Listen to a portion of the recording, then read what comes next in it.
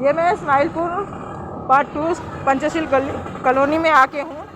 ये मेरे रज़ाई गद्दे यहाँ पड़े थे, कंबल पड़ा था इन बच्चों के लिए।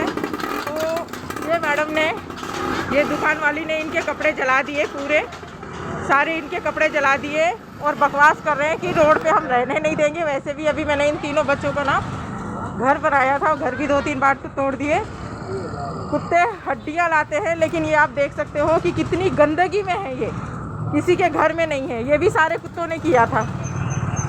ये है, और कंटिन्यू डेली फीडिंग के लिए सुबह शाम में आती हूँ। आज देख रही हूँ तो इनके तो खैर बर्तन भी नहीं है, पर इनका पूरा बिस्तर सब जला दिए हैं।